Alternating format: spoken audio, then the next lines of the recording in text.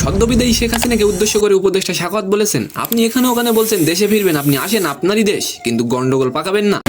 দোস্ত, অন্যদিকে সময়ের আলোচিত ঘটনা আয়নাঘর নিয়ে নির্মিত হবে সিনেমা। কেয়াপালকে নিয়ে এটি নির্মাণ করছেন জয়নাল আবেদিন জয় সরকার। নমস্কার দোস্ত। 12ই আগস্ট দুপুরে স্বরাষ্ট্র মন্ত্রণালয়ের সম্মেলন কক্ষে হিন্দু নেতাদের সঙ্গে বৈঠক শেষে সাংবাদিকদের উদ্দেশ্যে সাখাওয়াত বলেন, আপনি এখানে ওখানে বলছেন আপনি দেশে ফিরবেন, আপনি কেন গেছেন? আপনারই তো দেশ, আপনি আসেন, কিন্তু এসে গন্ডগোল পাকাবেন না, তাহলে লোকজন আরো খেপে যাবে। হাসিনা পদত্যাগ করে ইন্ডিয়া আশ্রয় নেয়, পরে যুক্তরাজ্য ও যুক্তরাষ্ট্রে যেতে চাইলে তার ভিসা বাতিল করে দেওয়া হয়। দোস্ত, সাখাওয়াত হোসেন আরো বলেন, জাতীয় পার্টির নেতা হুসাইন মোহাম্মদ এরশাদের পতনের পর তাকে বলা হয়েছিল বিদেশে যেতে চান যান, আর না হলে দেশে জেলে যেতে হবে।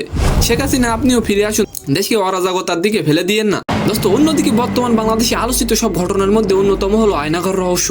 আর এবার এই রহস্যঘর আয়নাঘর নিয়ে সিনেমা নির্মাণ করতে চলেছে জয়নাল আবেদিন জয় সরকার। আর এই সিনেমায় কাজ করবেন আলোচিত অভিনেত্রী কেয়া পায়েল। শেখ হাসিনা পদত্যাগের পর দেশ জুড়ে আলোচনা এসেছে আয়নাঘর। বাংলাদেশের আয়নাঘর এটি একটি আটক কেন্দ্র ছিল, যেখানে বন্দীদের উপরে নির্যাতন করা হতো। সম্প্রতি সেখান থেকে মুক্তি পাওয়া মানুষের মুখে গল্প শুনে পুরো দেশ অবাক হয়ে গেছে।